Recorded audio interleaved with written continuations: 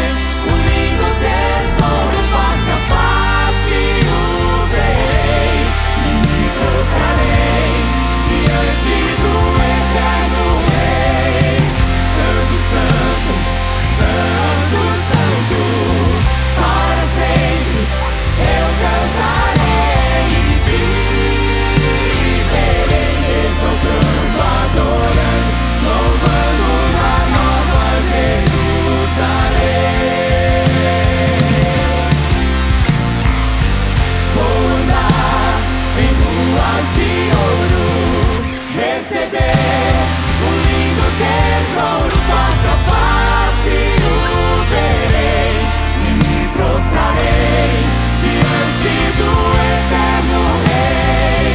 Santo, santo, santo, santo, para sempre eu cantarei e viverei, exaltando, adorando, louvando na nova Jerusalém.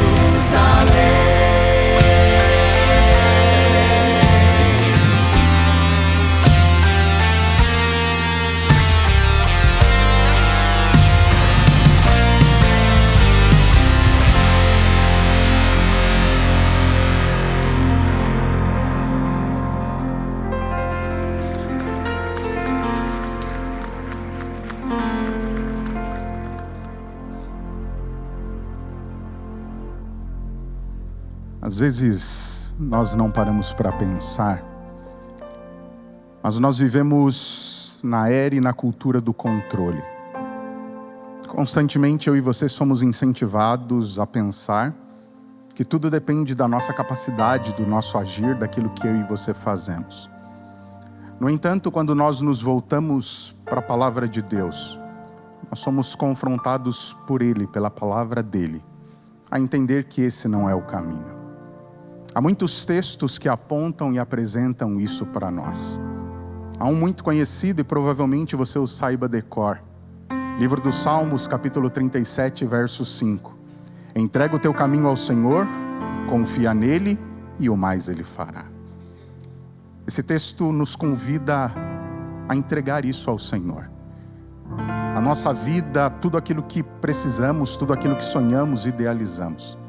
É interessante que justamente hoje, no devocional matinal dessa manhã, há uma citação do livro Testemunhos para a Igreja, volume 4, páginas 75 e 76, que diz que muitas vezes eu e você estamos dispostos a fazer qualquer coisa, mas infelizmente, nós nos negamos a fazer o que Deus nos pede, que é submeter a nossa vontade à dele e entregar tudo a ele. O segundo texto que aponta isso está em Jeremias 11, 23, onde a palavra de Deus diz: Eu sei, Senhor, que não está nas mãos do homem o seu caminho. Não compete ao homem dirigir os seus passos. Percebe? O convite de Deus para mim e para você não é de autossuficiência, mas o convite de Deus para nós é de total dependência. Talvez haja alguém entre nós aqui nessa manhã que está tentando decidir as coisas do seu jeito. Provavelmente também haja alguém aqui que esteja carregando um peso grande demais. Talvez exista alguém que tenta manter a rédea da vida sob seu controle. A nossa oração nessa manhã, muito mais do que pedir a Deus, é nos rendermos diante dele e dizer: Senhor, aqui está minha vida, conduza conforme o teu querer. Se você tem esse desejo, eu convido você a se ajoelhar para que possamos falar com o nosso Deus.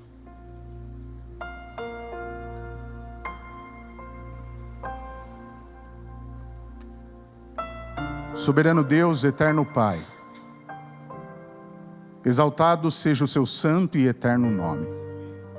Maravilhoso Deus, nós agradecemos ao Senhor mais uma vez, pelo dom da vida, pela liberdade religiosa que temos em nosso país, e por podermos nos reunir aqui na tua santa casa de oração, neste lugar, para prestarmos esse culto de adoração, honra e glória ao teu nome. Bom Deus e Pai, obrigado também por sua palavra, porque através dela nós recebemos orientações para a nossa vida. Nela nós encontramos e ouvimos aquilo que o Senhor quer falar ao nosso coração. Bom Deus e Pai, obrigado porque nessa manhã nós fomos lembrados de que, diferente daquilo que o mundo e a sociedade muitas vezes quer que nós entendamos e vivamos, o Senhor aponta para nós que precisamos ser homens e mulheres totalmente dependentes do Senhor. Bom Deus e Pai, somente o Senhor tem o poder e a capacidade de saber o que cada um de nós aqui precisa. Nós suplicamos ao Senhor que, mediante a ação do seu Espírito, nós tomemos a firme decisão de nos rendermos e nos submetermos ao Senhor. Reconhecermos a tua soberania, o seu cuidado, o seu amor, a sua condução nas rédeas desse mundo, e também que o Senhor quer conduzir a nossa vida. Maravilhoso Deus e Pai, que isso seja real na vida de cada um de nós aqui. Por favor, Deus, continua falando conosco, através dos louvores, de tudo que aqui for feito, e também por meio da exposição da Tua Palavra. Nós oramos e agradecemos em nome de Cristo Jesus, o nosso Senhor e Salvador. Amém. Santo, santo, santo, santo, para sempre eu cantarei e viverei, exaltando, adorando, louvando na nova Jerusalém.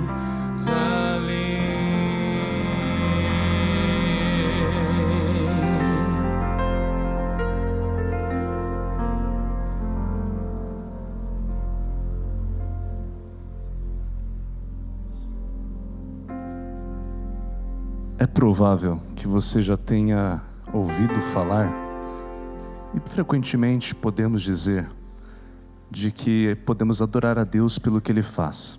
E isso é uma verdade.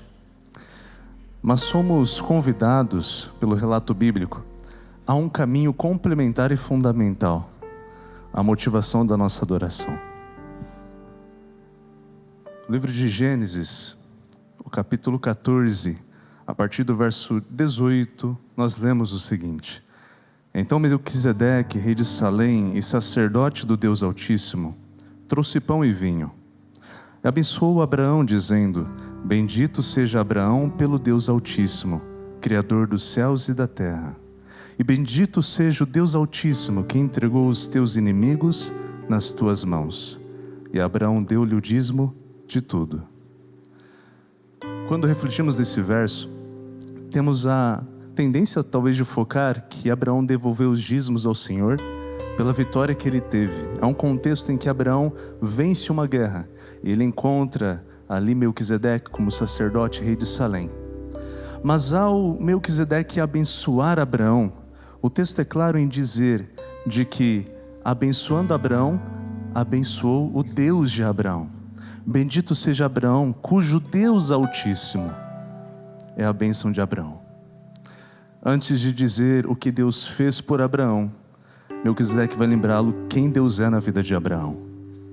E isso é um princípio que anda junto a lembrar nossa motivação pelo qual adoramos a Deus, através também dos dízimos e das ofertas. Adoramos não somente pelo que Ele faz na nossa vida, mas por quem Ele é. Porque Deus sim faz coisas maravilhosas e nos abençoa e dirige a sua e a minha história. Mas há momentos possivelmente que você pode notar que as coisas não andarão como você imagina. E até nesses momentos, Deus continua sendo Deus. Abraão reconheceu e adorou ao Senhor, devolvendo os dízimos de tudo que ele conquistou.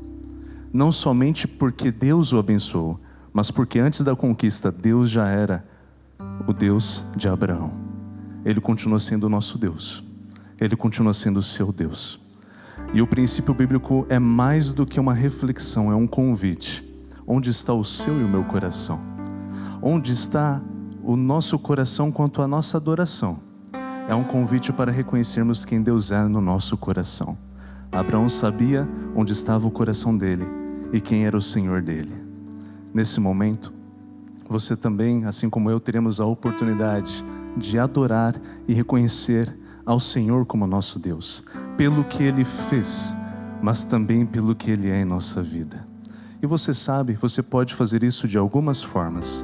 Na tela aparecerá aí, se você desejar fazer pelo Pix, você pode fazê-lo reconhecendo, identificando aí com dízimos na casa dos centavos com 10 centavos e ofertas com 20 centavos. Os diáconos e diaconisas passarão as salvas, mas você também pode adorar através do aplicativo 7Me. Que Deus abençoe e multiplique a sua fidelidade ao Senhor.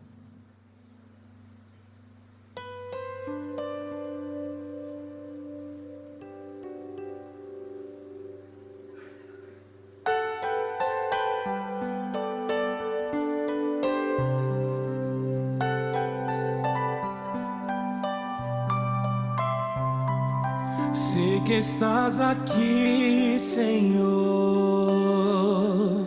Podes perceber quem sou. Podes ver se há em mim um verdadeiro adorador. A minha oferta eu ofereço a ti, Deus meu, pra reconhecer que nada tenho, tudo é teu. Quero te adorar, ainda que a figueira não floresça. Quero me alegrar, mesmo se o dinheiro me faltar. A vitória vem, mesmo que pareça que é o fim. Pois tu és fiel, Senhor, fiel a mim. Tu és fiel, Senhor, eu sei que tu és fiel. Tu és fiel, Senhor, eu sei que tu és fiel.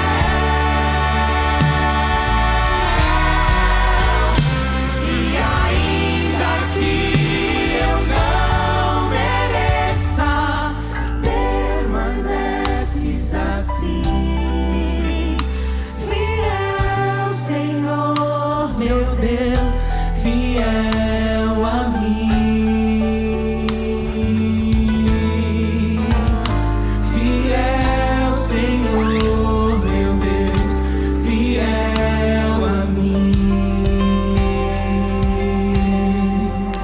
Quero te adorar, ainda que a figueira não floresça. Quero me alegrar, mesmo se o dinheiro me faltar. A vitória vem, mesmo que pareça que é o fim. Pois tu és fiel, Senhor, fiel a mim. Tu és fiel, Senhor, eu sei que tu és fiel. Tu és fiel, Senhor, eu sei que tu és fiel.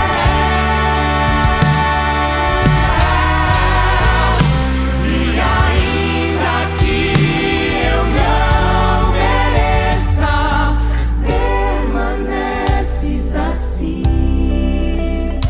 Fiel, Senhor, meu Deus, fiel a mim. Fiel, Senhor, meu Deus, fiel a mim.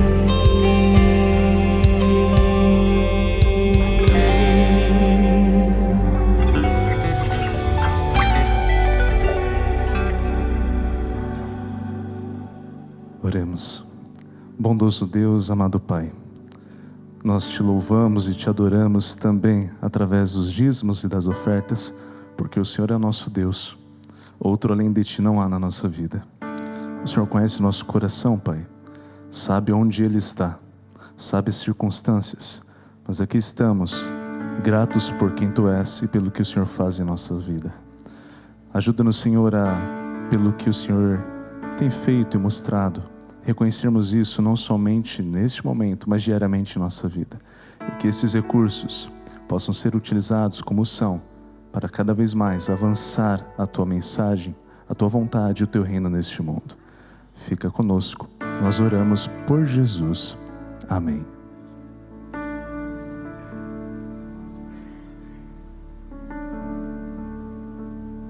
Maranata. Então vamos levantar e vamos louvar o nome de Deus nessa manhã.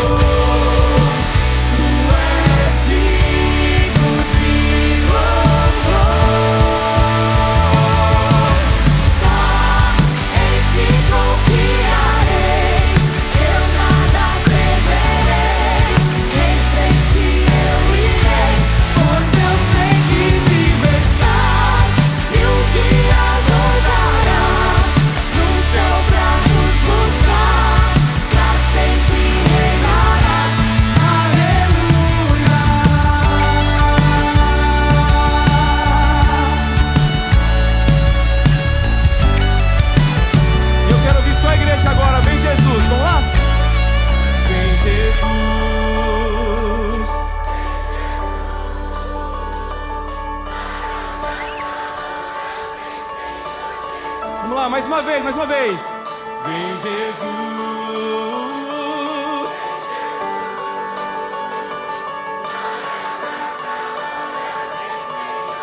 Com todo mundo, vamos lá. Vem Jesus,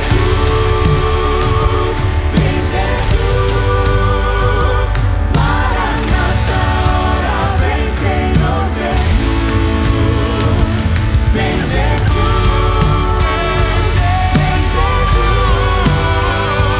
Maranata, ora vem Senhor Jesus.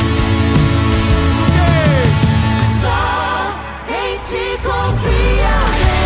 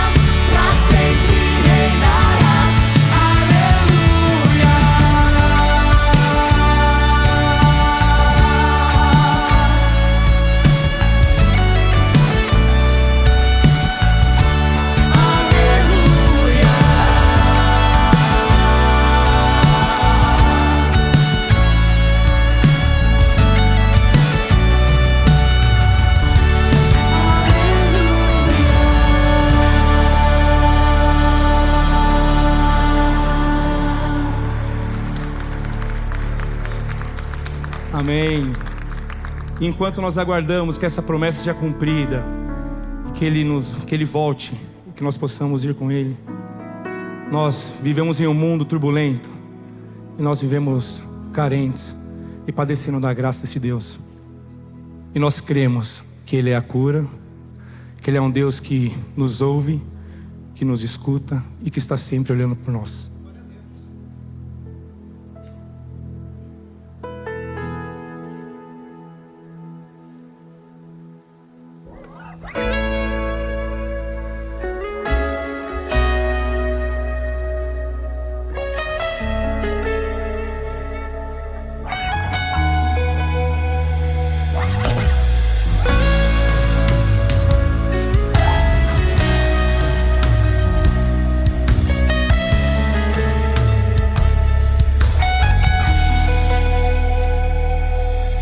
Escutas quando clamo e acalma o meu pensar. Me levas pelo fogo, curando todo o meu ser. Confio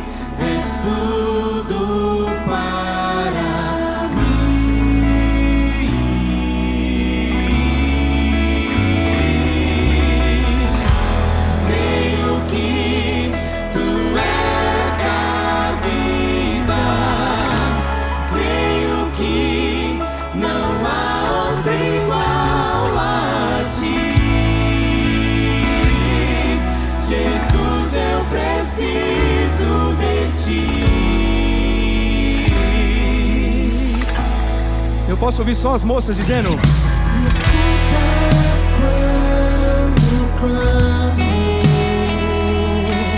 e acalma o meu pensar.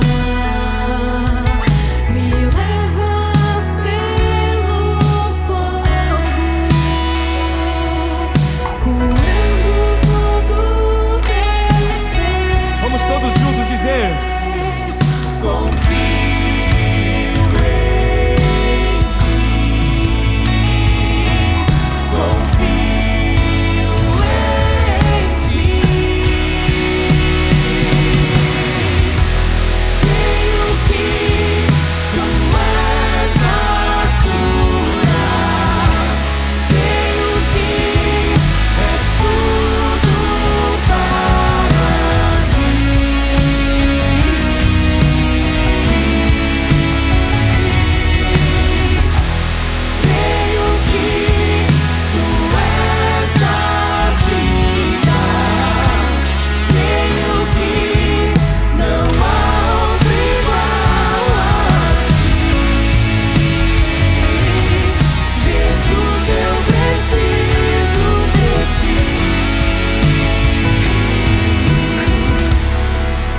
Só a igreja, só a igreja. Nada é impossível.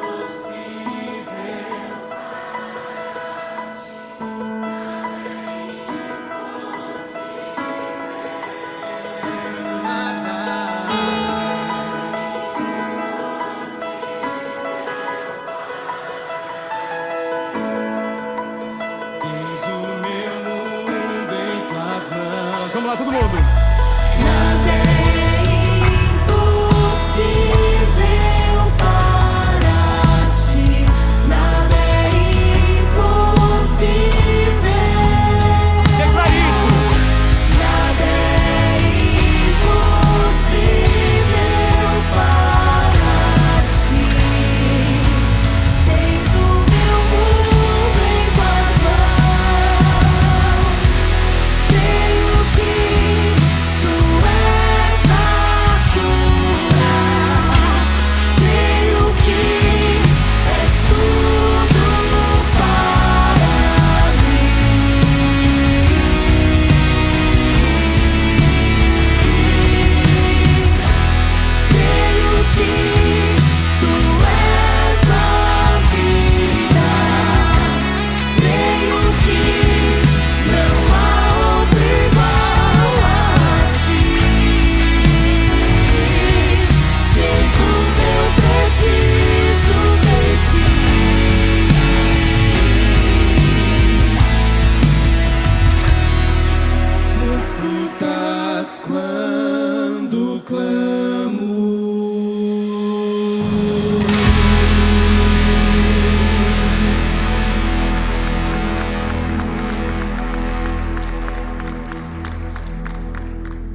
Quantas vezes você já viu alguém prometendo algo e não cumprindo?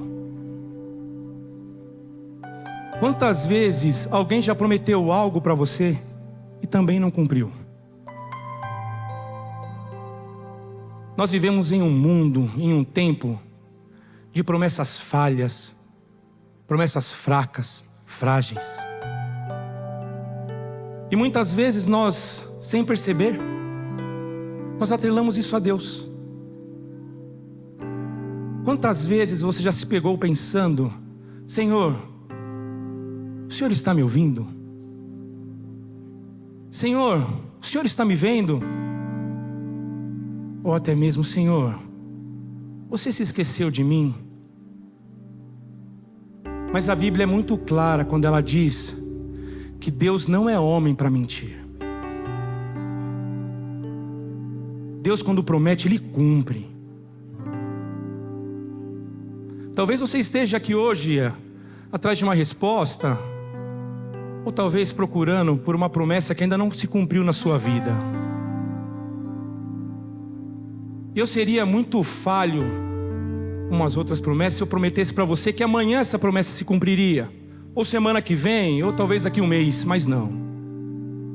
A minha mensagem nesse momento para você é que você aprenda a confiar em Deus, porque Ele sabe a hora certa de cumprir a promessa que você tanto está procurando. Nós somos imediatistas, nós achamos que tudo tem que ser para ontem. Nós não sabemos qual é o momento de Deus. Então eu te convido, nesse momento, a cantar essa última canção, mas com o sentimento de entender que Deus sabe qual é a hora certa para que as coisas aconteçam para mim e para você.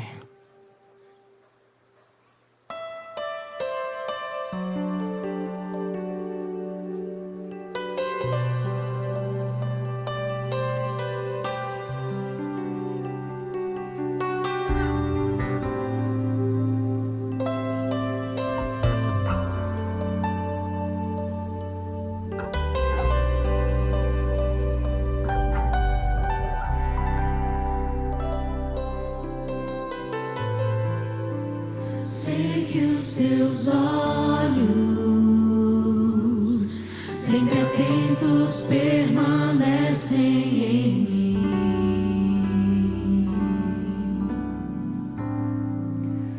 e os teus ouvidos estão sensíveis para ouvir meu clamor. Posso até chorar, mas a alegria vem de manhã. És Deus de perto e não de longe, nunca mudaste, tu és fiel.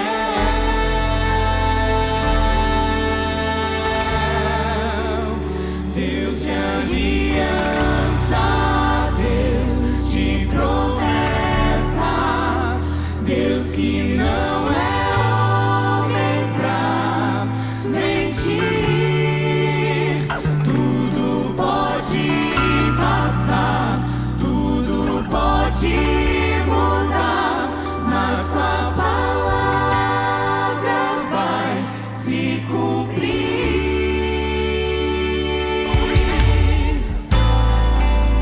Sei que os teus olhos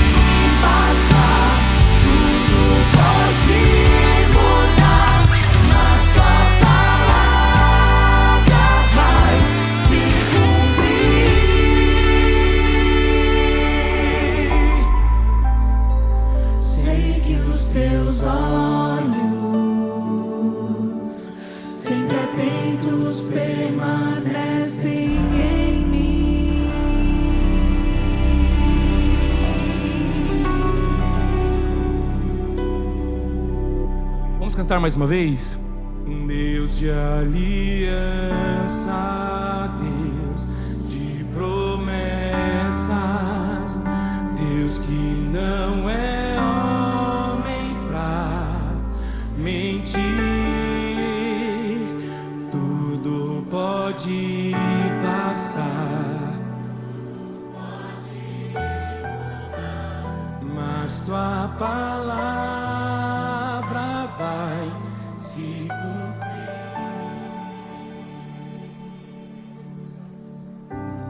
Querido Deus, nós estamos aqui hoje como um cumprimento da Tua promessa de que o Senhor cuidaria de nós. E como é bom nós termos a certeza de que o Senhor está aqui presente e o Teu Santo Espírito já tem se movido e trabalhado na mente e no coração de cada um de nós. Nosso coração está pronto, ó Pai, para recebermos o pão da vida. Fala conosco através da Sua palavra, Pai.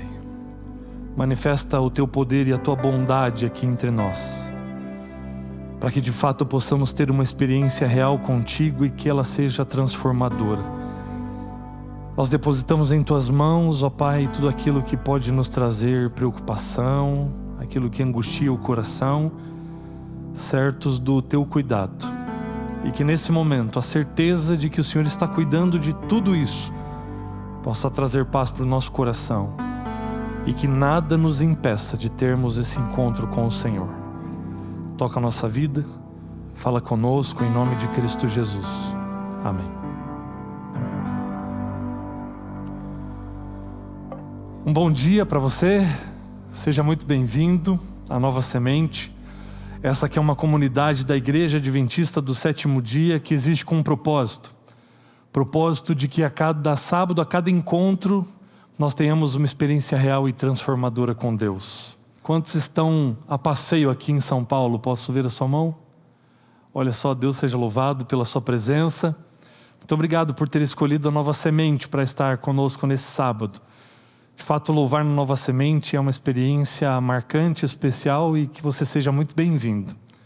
Para esse momento agora também eu quero chamar Pastor Anderson, Pastor Israel para que venham aqui à frente, porque eles vão receber junto comigo aqui uma família muito especial que vem nos visitar hoje aqui.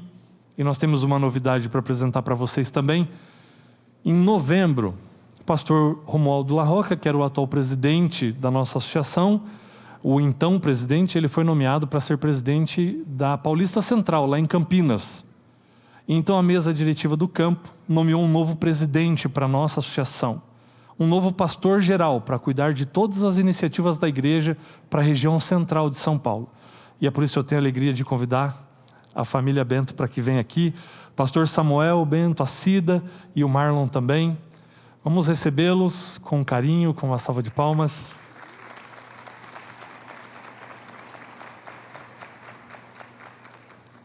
Eu vou pedir para a produção trazer um microfone aqui também. E eu quero dizer para vocês que Deus tem usado o pastor Samuel, tem sido uma bênção. Sejam muito bem-vindos. A gente estava torcendo para chegar esse momento de vocês virem nos visitar. E é uma bênção. O pastor Samuel tem já apoiado a Nova Semente, os nossos projetos, os planos que nós temos para 2026. E tem sido uma bênção para a nossa associação. Pastor, seja muito bem-vindo. A sua palavra de saudação então para a nossa igreja. Gente querida, um bom dia para vocês. Um sábado muito feliz e abençoado para todos que têm o privilégio de, assim como eu e minha família, que viemos hoje para juntos adorarmos a Deus aqui na Nova Semente. Eu agradeço muito a Deus o privilégio, é também uma grande responsabilidade para mim e minha família servirmos a Associação Paulistana. Eu, a Cida é adventista de berço, o nosso filho é a terceira geração de adventista. Eu me converti quando ainda um juvenil. E eu louvo a Deus porque eu e minha família amamos a igreja e vivemos para servir a igreja. E agora Deus nos dá esse privilégio e desafio de servir a igreja da Associação Paulistana. São 178 igrejas, mais de 80 pastores, e nós, com todo o nosso coração, toda a dedicação, nós queremos amar cada uma dessas igrejas, cada um dos nossos pastores. Então, vou cada vez mais conhecer essas igrejas, estar mais perto dos pastores. Então, ore por nós, e conte com o nosso carinho, o nosso amor, o nosso apoio, porque estamos aqui para fazer a obra de Deus crescer e para que o reino de Deus venha e venha logo. O nosso filho, o Marlon, aluno de teologia do 4º ano, inclusive acho que o pastor Igor tem algo a dizer aí para a igreja, né, pastor Igor? Na verdade, tem apoiado e tem apoiado muito mesmo. Já faz um tempo que nós temos como igreja aqui pensado em buscarmos auxílio de algum teologando, de alguém que esteja formando na faculdade de teologia, para nos ajudar aqui com as demandas que nós temos da igreja, com os estudos bíblicos. E quando nós ficamos sabendo que o Marlon estava no 4º ano, nós estendemos o convite para que ele pudesse vir aqui e fazer o estágio do 4º ano dele na Nova Semente. E o Marlon atendeu o convite, aceitou o convite, nós estamos muito felizes. Então nós também queremos apresentar o Marlon como mais novo componente do time pastoral da Nova Semente. Seja muito bem-vindo, Marlon, é um prazer. Pode aplaudir, pode aplaudir. E Marlon, tem um texto da palavra que fala muito a respeito desse momento. E Deus não escolhe seus pastores por acaso ou aleatoriamente. É porque Deus conhece o coração de cada um deles. E Jeremias 3,15 vai dizer, e são palavras do próprio Deus: darei a vocês pastores segundo o meu coração, que os apacentem com conhecimento e com inteligência. Então nós não temos dúvida de que Deus escolheu você por conta daquilo que vai no seu coração, da sua disposição de servi-lo. E nós agradecemos a Deus também pela oportunidade que Ele nos dá de servirmos a Ele juntos aqui nessa igreja, nessa comunidade. Então só precisa tomar um cuidado, que depois que você passa por aqui, é difícil querer ir para outro lugar, viu? Porque essa igreja aqui, de fato, ela ganha o coração da gente. Então nós estamos muito felizes de você vir compor o time pastoral. Seja muito bem-vindo. Queria dar a oportunidade para você dar a sua saudação à igreja também. Feliz sábado, Nova Semente. Para mim é um prazer estar aqui. Minha primeira vez nessa igreja. E confesso que essa fase vai ser muito especial para mim. Contem comigo em tudo que vocês precisarem. Sou falho, pecador, mas tento fazer o meu máximo. E por isso eu peço que vocês me ajudem também. Quero me adaptar, quero ajudar vocês. Quero também ser ajudado. Quero crescer com vocês, para que Jesus logo venha e para que a gente possa conhecê-lo cada dia mais. Para mim é uma honra, pastor Igor. Muito obrigado, pastores. Será um prazer, um privilégio extraordinário estar aqui com vocês. Amém. Muito obrigado. Será um momento de muitas bênçãos aqui, não tenho dúvida. Eu gostaria de orar por esse momento também, por essa família pastoral que tem um desafio tão grande. Então acompanhe-nos nessa oração, incline sua fronte, feche seus olhos. Querido Deus, muito obrigado, ó Pai, por tudo que o Senhor é e por tudo que o Senhor tem feito na nossa vida. De maneira especial, nós queremos louvar o Teu nome por essa família que tem Te servido há muitos anos, em diversos lugares, com diversas atribuições. E nesse momento, o Senhor os trouxe para cá para cuidar do avanço da Tua igreja nessa região de São Paulo. Sobre eles repousa uma grande responsabilidade e por isso nós oramos para que o Senhor conceda-lhes força, ânimo, coragem, ousadia, e que a Tua mão poderosa esteja sempre sobre a vida deles, para que, amparados pelo Senhor, tenham condições de fazerem cada vez mais e melhor. Nós Te agradecemos também pela bênção de termos o Marlon compondo o nosso time pastoral, e que o Senhor use os dons e talentos que o Senhor concedeu a ele, use a sua influência, para que através do ministério que ele vai desenvolver aqui, muitos possam conhecer ao Senhor e tomarem uma decisão pela eternidade. Que o Senhor nos abençoe e continue conosco, ó Deus, em nome de Cristo Jesus. Amém. Amém.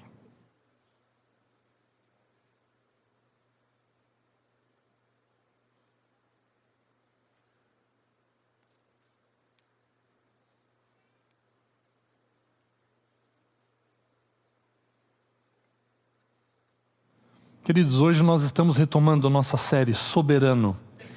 Nos 2 primeiros episódios nós estivemos refletindo a respeito de um Deus que está para muito além da nossa compreensão. Relembrando alguns pontos, nós refletimos de que um Deus que cabe na nossa explicação, Ele já não é mais Deus. Que entendermos a maneira como esse Deus age, entendermos quem Ele é como colocar a água do oceano dentro dessa xícara aqui. Nós conseguimos entender uma pequena parte de quem Deus é. Mas nós precisamos nos aprofundar e chegarmos ao máximo de compreensão que nos é possível e nos é permitido conhecer. Porque quando nós entendemos quem Deus é, mais do que aquilo que Ele faz apenas, a nossa relação com Ele muda. E talvez nós tenhamos ainda uma relação muito limitada com esse Deus, porque não entendemos na sua grandeza, na sua soberania. Lembra daquela ilustração do menino que perguntou para o pai: pai, qual é o tamanho de Deus? E o pai disse: está vendo aquele avião lá em cima? E ele viu o aviãozinho lá perto das nuvens. Nossa, pai, mas é tão pequeno. E aí o pai leva o menino para o aeroporto, e ali na janela do aeroporto ele vê o tamanho do avião, e ele fica impressionado com aquele tamanho, quão gigante é o avião visto de perto, e o pai vai dizer: Deus é assim. A compreensão que você tem do tamanho dele depende da proximidade que você está dele. Então, quanto mais perto de Deus, quanto mais próximos de Deus, mais compreensão da sua grandeza e da sua soberania nós teremos. E hoje, nós vamos começar agora nessa série a procurarmos entender um pouco melhor como eu me relaciono com um Deus tão grande assim. Como eu me relaciono com um Deus soberano, com um Deus que não precisa dar explicações porque Ele é Deus. Como eu me relaciono com um Deus que tem resposta para todas as perguntas, mas nem sempre Ele as torna conhecida. Como eu me relaciono com esse Deus? E para a gente introduzir essa temática, eu quero compartilhar com vocês a história de uma garota que eu conheci há um tempo atrás. E essa garota contava para a gente que certa vez ela estava em casa e ela recebeu a impressão, ela disse que Deus falou com ela e Deus pediu uma coisa muito inusitada para ela. E na compreensão dela, Deus tinha pedido para ela sair da casa dela e ir até o supermercado mais próximo, e ao lado da porta do supermercado ela ficar ali plantando bananeira. Sabe plantar bananeira? Põe as mãos no chão, os pés para cima.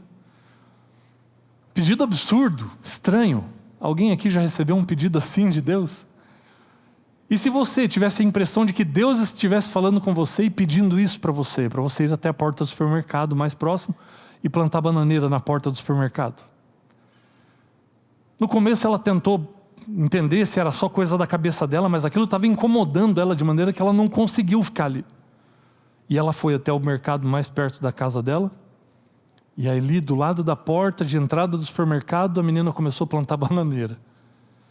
E as pessoas que entravam e saíam do supermercado viam aquela cena, a porta do supermercado, do lado uma máquina de refrigerantes e do lado da máquina uma menina de ponta cabeça, plantando bananeira.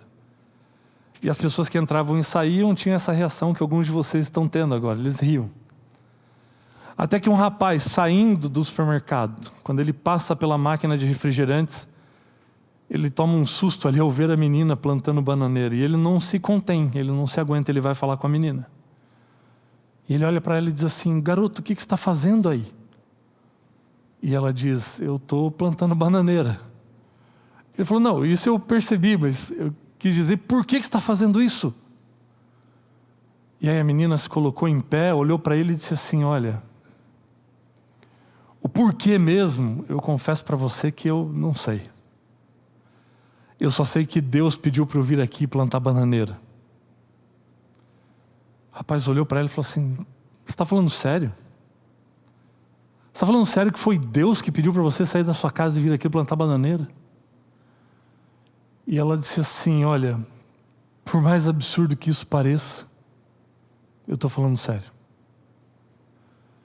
E na hora que ela respondeu isso, os olhos do rapaz marejaram. E o rapaz começou a abrir o coração para ela, e ele disse assim: olha garota, você não tem noção de como está a minha vida. Você não tem noção da quantidade de problemas que eu tenho, e são tantos os problemas que eu tenho na minha vida, que em Deus eu já parei de acreditar faz muito tempo, e ultimamente eu tenho considerado que a única solução talvez seja eu tirar a minha vida. Mas hoje de manhã, no meio do meu desespero, eu fiz uma brincadeira com Deus. E no meio do meu desespero, eu disse para Deus assim: o Senhor se preocupa comigo mesmo? O Senhor se importa comigo mesmo? Se o Senhor se importa tanto assim comigo, coloca alguém plantando bananeira na porta do supermercado. São pedidos estranhos de Deus, mas eles não são sem propósito. Já recebeu algum pedido estranho de Deus? Já ouviu Deus pedir de você alguma coisa que parecia loucura, insanidade, que não fazia o menor sentido? Quando eu me deparo com essas situações, eu sempre me lembro de um verso da Bíblia que está em 1 Coríntios capítulo 1, versículo 27. Se você tem aí a sua Bíblia, abra 1 Coríntios capítulo 1.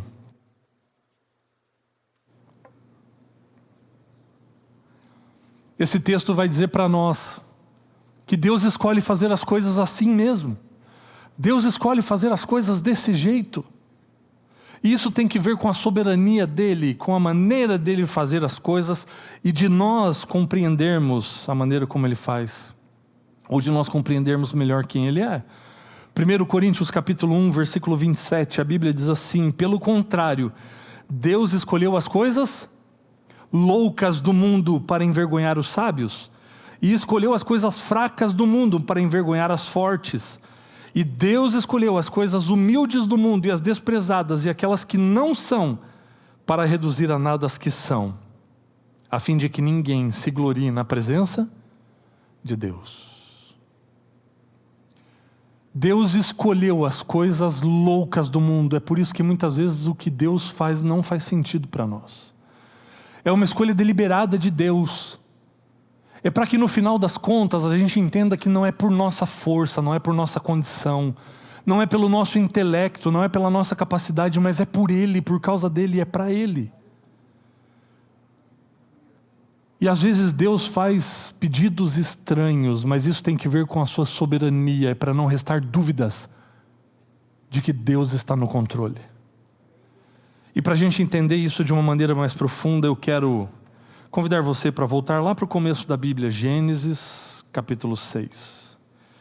E agora nós vamos ver como algumas pessoas, alguns personagens da Bíblia se relacionaram com esse Deus soberano. E como nós podemos nos relacionar com esse Deus soberano, com esse Deus que tem todas as coisas no controle das suas mãos. Gênesis capítulo 6, nós vamos ler juntos os 8 primeiros versos, que vão introduzir esse contexto para nós. Gênesis 6, a partir do verso 1, diz assim: quando as pessoas começaram a se multiplicar sobre a terra, ou sobre a face da terra, e tiveram filhas, os filhos de Deus viram que as filhas dos homens eram bonitas e tomaram para si mulheres, aquelas que entre todas mais lhes agradavam. Parêntese aqui para explicar essa questão dos filhos de Deus e as filhas dos homens. A interpretação mais aceita a respeito de quem seriam esses grupos tem que ver com os filhos de Adão, com Caim que sai errante pela terra, sem o compromisso de transmitir a verdade de quem Deus era para a sua descendência, e os filhos de Sete. Então é por isso que os filhos de Deus são considerados aqueles descendentes de Sete que mantiveram a mensagem dos seus pais, que mantiveram aquilo que os seus pais aprenderam no Éden. E Caim, então, os filhos dos homens, porque não tinham compromisso, saiu errante pela terra, distante do Senhor. Verso 3, então o Senhor disse: o meu espírito não agirá para sempre no ser humano, pois este é carnal, e os seus dias serão 120 anos. Naquele tempo havia gigantes na terra, e também depois, quando os filhos de Deus possuíram as filhas dos homens, as quais lhe deram filhos. Estes foram valentes, homens de renome na antiguidade. O Senhor viu que a maldade das pessoas havia se multiplicado na terra, e que todo desígnio do coração delas era continuamente mau. Então o Senhor ficou triste por haver feito o ser humano na terra, e isso lhe pesou no coração. O Senhor disse: farei desaparecer da face da terra o ser humano que criei. Destruirei não apenas as pessoas, mas também os animais, os seres que rastejam e as aves dos céus, porque estou triste por havê-los feito. Porém Noé encontrou favor aos olhos do Senhor. Esse trecho da Bíblia, ele descreve para nós um contexto introdutório do dilúvio, de quando Deus vai refazer a terra. Alguns teólogos, Alguns teólogos descrevem esse momento do dilúvio como o momento da descriação, onde Deus vai fazer a terra voltar ao que era antes do Éden, sem forma e vazia, para refazê-la, para fazê-la de novo. E aqui a Bíblia começa a descrever um cenário. E Jesus também, durante o seu ministério, ele vai dizer que antes da volta dele a esse mundo, os nossos dias se assemelhariam muito aos dias de Noé, aos dias antes do dilúvio. E aqui um alerta para a gente perceber algumas coisas que eles não perceberam naquela ocasião e nós corremos o risco de não percebermos também.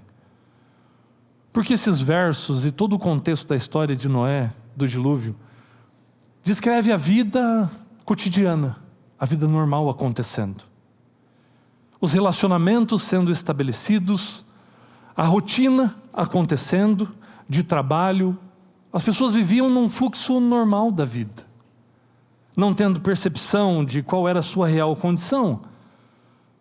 O cenário, embora em certa medida fosse até pré-apocalíptico, mas as pessoas que viviam ali não tinham consciência disso, assim talvez como nós não tenhamos ainda consciência do tempo que nós estamos vivendo, da gravidade e da urgência do tempo em que nós estamos vivendo. As coisas pareciam muito como parecem hoje. A Faria Lima está funcionando normalmente.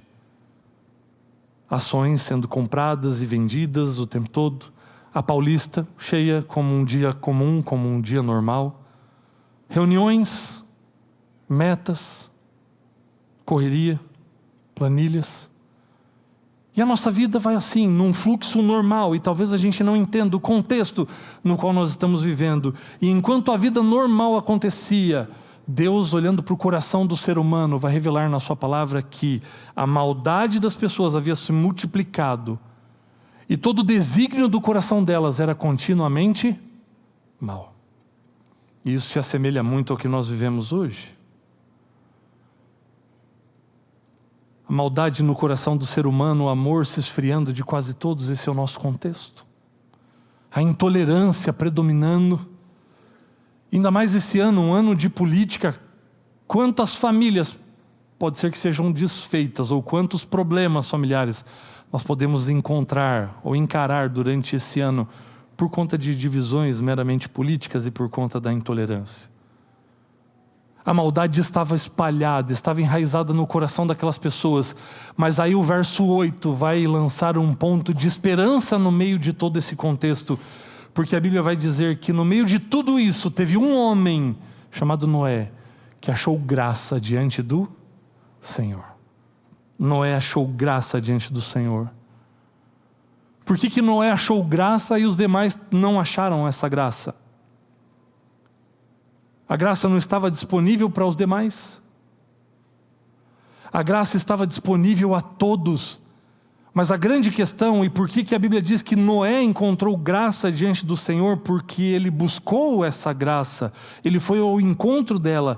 A graça não foi exclusiva para Noé, mas ela foi correspondida por Noé.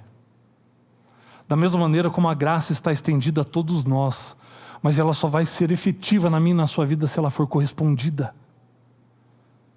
E quando a graça é correspondida, nós entendemos o seguinte, que a soberania de Deus não interrompe o cotidiano, mas ela se manifesta dentro dele. É no meio da correria do dia a dia, é no meio dos nossos afazeres que a soberania de Deus vai se manifestar. Não para interromper, não para criar um lapso, mas para se manifestar no meio do nosso cotidiano. Depende do quê? De essa graça ser correspondida. De nós aceitarmos essa graça, recebermos essa graça e permitirmos que essa graça opere em nós e realize uma obra em nós. A grande questão é, no meio da correria do seu dia a dia, você está sensível para perceber essa graça? Ou a correria desse mundo já te consumiu a tal ponto de que você não percebe a manifestação de Deus dentro do seu contexto, influenciando, interferindo no seu cotidiano? Quem era Noé? A Bíblia diz que Noé era um homem justo e íntegro. No verso 9, o verso que nós não lemos, mas a Bíblia diz: Noé era um homem justo e íntegro entre os seus contemporâneos. Noé andava com Deus. É isso que a Bíblia fala a respeito dele. E aí a gente vai entender que por conta disso Deus pede algo tão extraordinário, ao mesmo tempo absurdo para Noé. Não é porque Noé era um cara genial, não é porque Noé era um estrategista, não é porque Noé necessariamente era um cara visionário. Mas o que faz essa distinção de Noé no meio do seu povo é que Noé fez uma escolha, a escolha de corresponder a essa graça que se manifestava no que era comum. E decidiu, como resultado desse encontro com a graça, andar com Deus. No meio de um mundo corrupto, Noé decidiu permanecer fiel. A distinção que Noé tinha ou fazia das outras pessoas não era cultural, mas era espiritual. Noé se distinguia espiritualmente, porque apesar de viver no mundo, o seu coração não pertencia ao mundo. Embora estivesse nos seus afazeres, vivendo a sua vida, o coração de Noé estava ligado com as coisas do alto. E aqui uma grande lição para nós: você pode trabalhar num banco, num escritório de advocacia, você pode trabalhar numa startup e ainda assim andar com Deus. E eu tenho batido muito nessa tecla que Deus colocou você lá, não foi por acaso. Quando nós alinhamos a nossa vida ao propósito de Deus, nós entendemos que nós não moramos onde moramos por acaso. Você não estuda onde você estuda por acaso. Você não trabalha onde você trabalha por acaso. É porque lá você alcança pessoas que eu não alcanço. É porque lá tem pessoas que vão ser alcançadas por você como instrumento do céu para tomarem uma decisão para a eternidade. Deus colocou você lá com um propósito, e quando você entende esse propósito, você passa a ver o seu trabalho como um foco de missão. Não algo somente para dar a sua subsistência aí, para você viver aqui nessa terra. Mas passa a ser um foco de missão de Deus na sua vida.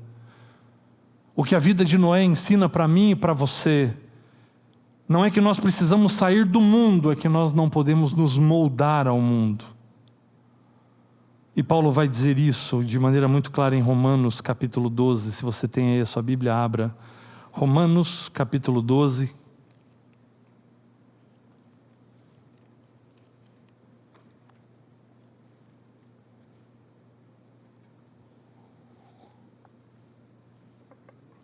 Versículo 2. E ele diz assim: e não vivam conforme os padrões deste mundo, mas deixem que Deus os transforme pela renovação da mente, para que possam experimentar qual é a boa, agradável e perfeita vontade de Deus. Não se deixem moldar pelo mundo. Não vivam de acordo com os pensamentos do mundo. Não vivam de acordo com aquilo que o mundo diz para você a respeito de qual deve ser o padrão de conduta.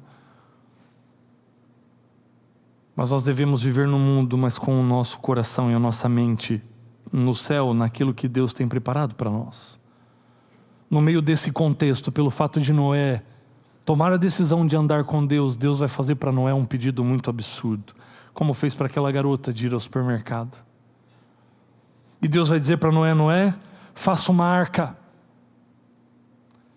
Deus pede que ele faça a arca, dá instruções a respeito das medidas da arca, mas as instruções param ali. Faça a arca desse jeito, ok. Agora, você já pensou o que pode ter passado na cabeça de Noé? Ou o que passaria na nossa cabeça se nós estivéssemos no lugar dele? Espera aí, Senhor, nós estamos numa planície aqui. E aí eu quero agradecer a mídia também, porque essa imagem ficou extraordinária, viu? Esse era o contexto. Constrói uma arca, tá bom, aqui? Não sei se você percebeu, mas está longe de rio, está longe de mar, está longe de tudo. Como é que eu vou levar isso aqui depois? Deus não responde. Olha, é o seguinte, você tem que levar os animais juntos ainda. Como é que eu reúno esses bichos todos aí? Deus pede a arca, dá instruções para a arca e para ali. Deus não fala do dinheiro. Deus não fala assim: ô Noé, estou mandando um malote aí também, com o qual você vai comprar a matéria-prima para você fazer. Não. Deus também já não apresenta: ó, está aqui um time que eu separei para te ajudar. Não, ele que tem que ir atrás. Deus não dá inúmeras respostas que poderiam resolver muitas perguntas que passavam pela cabeça de Noé. Deus não fala como ele vai levar essa arca depois e colocá-la na água. Deus não fala. Deus só fala, faça uma arca. E talvez Noé pode ter pensado, mas o que vão pensar de mim? Vão pensar que eu estou louco. Vão pensar que eu não estou bem, que eu fiquei maluco aqui. Para além disso, a mensagem que ele deveria pregar é de que depois de 120 anos, Deus enviaria um dilúvio que choveria sobre a terra, e isso devastaria com toda a humanidade, com aqueles que não estivessem dentro da arca. Detalhe, nunca tinha chovido. Como é que você responde a um pedido assim? Onde você não tem as respostas que você gostaria de ter, onde você não tem as garantias que você gostaria de ter, e é nesse momento que o que precisa bastar para Noé fazer aquela arca é conhecer quem é que estava pedindo. Já passou por isso? Deus pede alguma coisa para você e você não tem as garantias que você gostaria de ter, e a única coisa que precisa bastar nesse momento é confiar naquele quem estava pedindo. A Bíblia diz que Noé fez a arca, em Gênesis 6:22. Sem argumentar, sem questionar, sem negociar com Deus, ele simplesmente faz a arca. O que ensina para nós que a obediência de Noé não nasceu da lógica, mas ela nasce do reconhecimento de quem estava falando. Muitas vezes na nossa vida, para a gente dar um passo de fé adiante, diante de uma situação, diante de algo desafiador, talvez nós não tenhamos todas as informações que nós gostaríamos de ter. Por isso, reconhecer quem é que está pedindo isso de mim, quem é que está requerendo isso de nós, tem que ser suficiente. Mas é preciso estar sensível para reconhecer a voz de Deus no meio de tantas vozes. Você reconhece a voz de Deus? Dizendo para você, seja íntegro. Mas talvez você possa pensar lá no seu trabalho, mas todo mundo ajeita os números aqui. É comum darem uma exagerada no relatório. Ou é comum omitirem alguma informação. Todo mundo acaba fazendo vista grossa. O que é isso aqui? Mas Deus diz, seja íntegro.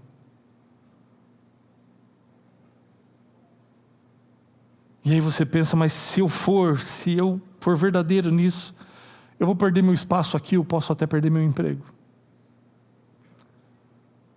É como usar como desculpa, nunca choveu. Nunca alguém que fez isso se deu bem. Quando Deus diz para você, fique fiel ao mandamento do sábado.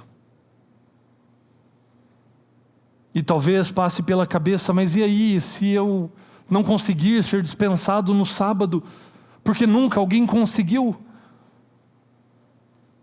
E aí eu vou ser o único diferente, as outras pessoas vão zombar de mim, será que vale a pena isso mesmo? E se eu perder esse emprego por causa disso, como é que vai ficar a minha condição, a minha família? Nunca choveu. Quando Deus diz para você, dê a outra face, quando alguém feri-lo. Eu vou dar a outra face. O que Deus está pedindo aqui é não devolva com a mesma moeda, não pague o mal com o mal, mas pague o mal com o bem. O que Deus está pedindo é não queira fazer justiça com as próprias mãos. E aí você pensa, mas se eu for bonzinho agora, a pessoa nunca vai aprender, porque nunca choveu. E Deus diz para você, dê outra face. Como eu me relaciono com um Deus que não depende daquilo que eu acho que é possível ou impossível? Como me relacionar com Deus que não me consulta antes de estabelecer os seus critérios? A verdade é que a relação com Deus, ela muda quando eu entendo, queridos, que o milagre não começa na chuva, mas o milagre começa na obediência. O milagre não começa quando vem a resposta de que você pode estar ausente do seu trabalho no sábado. Quando você pode fazer aquela prova no outro dia, não é ali que o milagre acontece. O milagre acontece quando você se dispõe a dar o primeiro passo de obedecer e de permanecer fiel àquilo que Deus pediu para você. Mesmo que nunca tenha acontecido, mesmo que você não tenha evidências de que isso deu certo alguma vez. É ali que o milagre começa. O milagre do dilúvio, da arca e da salvação começou no dia em que Noé, sem questionar, ele começou a juntar a madeira para construir aquela arca. O milagre acontece quando nós nos lembramos que um Deus soberano não depende de circunstâncias favoráveis para cumprir as suas promessas. E no dia que você entender isso, muita coisa vai mudar, porque Deus não depende de situações favoráveis. Deus não depende de estabilidade social. Deus não depende de circunstâncias que favoreçam o milagre acontecer. Deus pode mudar tudo de uma hora para outra. Deus pode fazer alguma coisa acontecer imediatamente. Por quê? Porque Ele reina. Porque Ele é Deus. Porque Ele tem todas as coisas no controle das suas poderosas mãos. E se Deus disse, vai acontecer. Por isso o milagre, queridos, não começa na chuva, mas ele começa na obediência. Porque Deus não depende de circunstâncias favoráveis. Ele pode mudar a minha, a sua situação de uma hora para outra. Por isso o milagre começa na obediência. A verdade, queridos, é que nós queremos ver o milagre da chuva, mas nem sempre nós queremos construir a arca. E construir a arca começa num primeiro passo de fé e de obediência. Quando eu descanso na certeza daquele quem está pedindo, daquele que está falando. É quando eu me lanço na direção daquilo que Deus estabeleceu para mim. Lembra que Jesus falou? Não só de pão, mas de toda palavra que sai da boca de Deus. É ali que o milagre começa. Quando eu direciono a minha vida para a palavra de Deus, sendo íntegro, reto, escolhendo andar com Deus, escolhendo ser honesto no mundo desonesto, escolhendo ser correto no mundo onde todo mundo dá um jeitinho, escolhendo amar as pessoas, porque por isso nós seremos reconhecidos como discípulos dele. Por isso Deus pede hoje para mim e para você, ofereça outra face. Não é fácil, é um pedido absurdo. Talvez muitos pensem que você ficou louco, mas Deus escolheu as coisas loucas do mundo para envergonhar as sábias. Quando Deus pede para você, ame quem te faz mal. Ame aquele colega de trabalho que fica passando a perna em você, querendo o seu lugar, querendo prejudicar você. E aí Deus chega com o absurdo de pedir para a gente amar essa pessoa. Você está disposto a fazer isso? A construir essa arca? A arca do amor incondicional? A arca de amar quem te persegue? Quando Deus pede, perdoe. Mas Senhor, já foram tantas vezes. Mas é 70 vezes? Perdoe. Senhor, mas eu vou parecer fraco. Olha a condição na qual eu vou me colocar. E Deus não diz mais nada, Ele só diz, perdoa. E aí você precisa confiar que Ele vai fazer o resto, que Ele vai fazer chover, que Ele vai trazer a bênção, a proteção, a provisão, que Ele vai cuidar de tudo. Quando Deus pede para você, querido, continua tentando, continua sendo fiel aos princípios da minha palavra, continua, porque a minha mão vai estar com você. Você tem coragem de construir essa arca? Para que ela aponte para esse Deus que cuida de você, que estabelece todas as coisas para você. Ao invés de pensar, isso nunca funcionou, isso não dá resultado, isso não é prático. A gente pode dizer no lugar, ou nós poderíamos dizer, né, nunca choveu. Mas Noé, ao invés de dizer que nunca choveu, ele entendeu que a obediência não deve depender do histórico de resultados, mas da autoridade de quem ordena. Se Deus falou para você fazer, faça. Mesmo que você não tenha evidências de que isso tenha dado certo, é porque Ele não depende de circunstâncias favoráveis. E se Ele disse vai acontecer, confia. Mesmo que você não tenha evidências para acreditar naquilo, a evidência tem que ser Ele, a palavra dEle, porque se Ele disse, vai acontecer. Se Deus falou, vai acontecer na minha e na sua vida. Quando você chega lá no seu escritório, você é rodeado por pressões, por metas, por uma cultura de resultados, por competição, por injustiça. Mas Deus pede para você, construa a arca da integridade. Não negocie os seus valores, não retribua na mesma moeda, ame e siga confiando. Parece absurdo,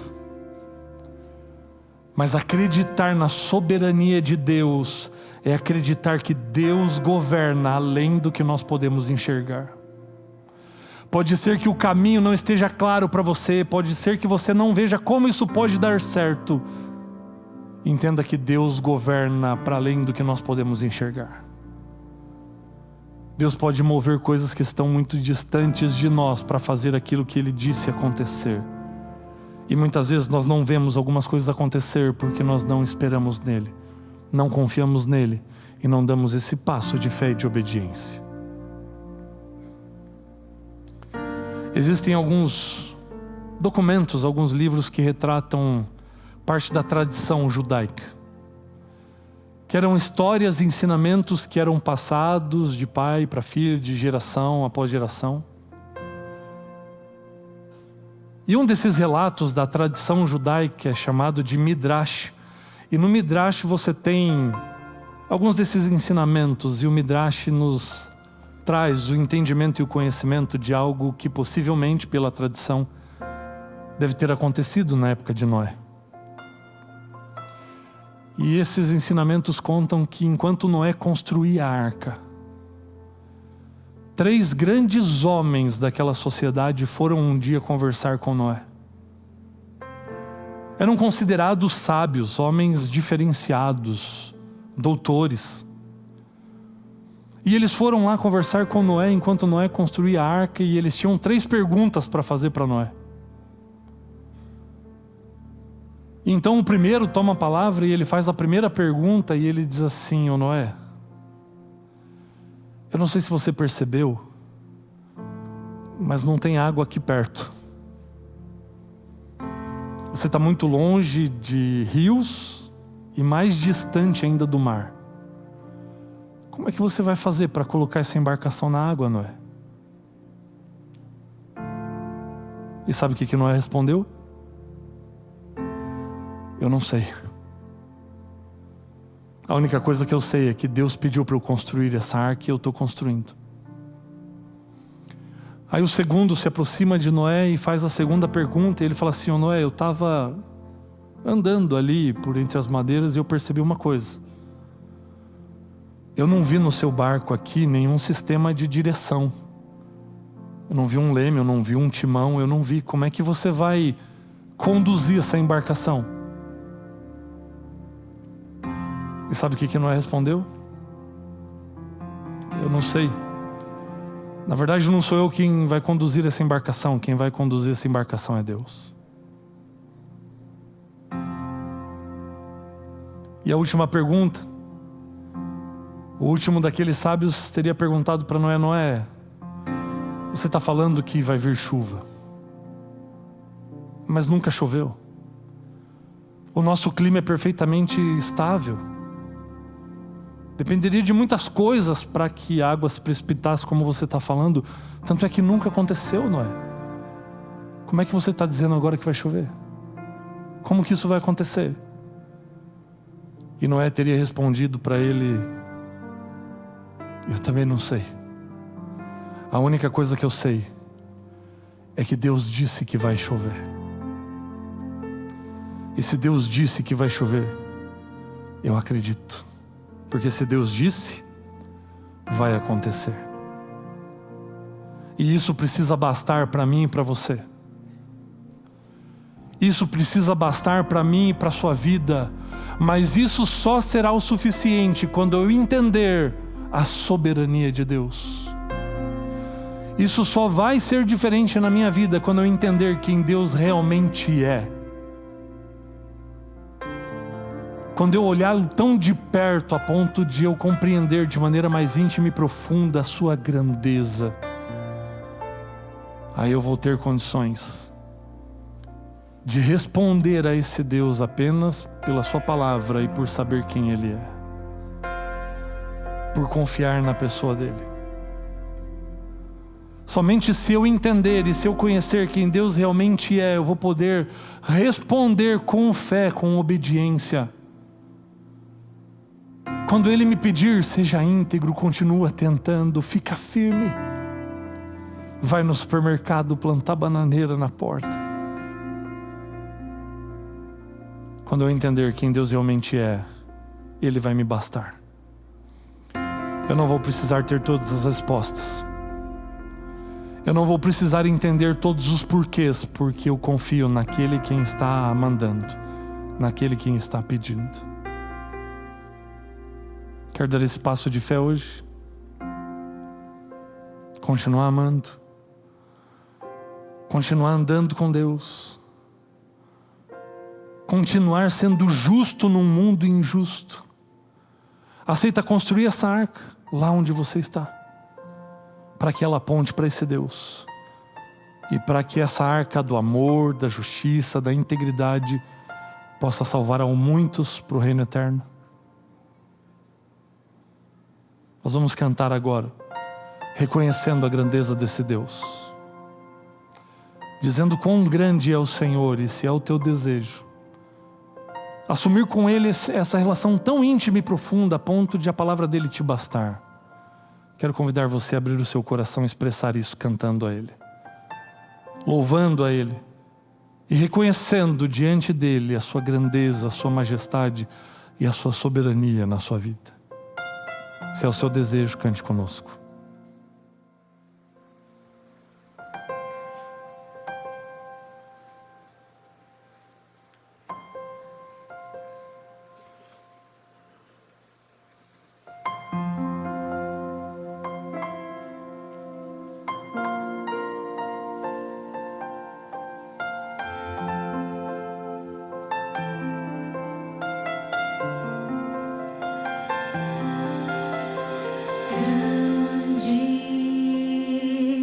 É o Senhor e muito digno de louvor.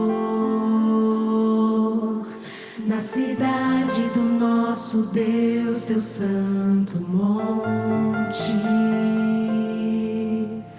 A alegria de toda a terra.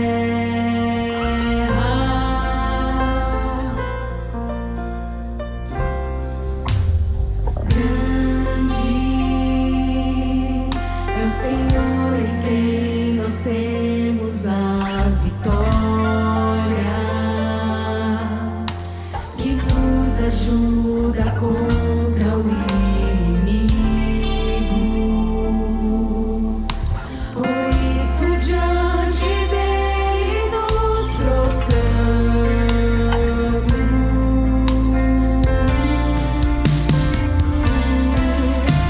Queremos o teu nome engrandecer.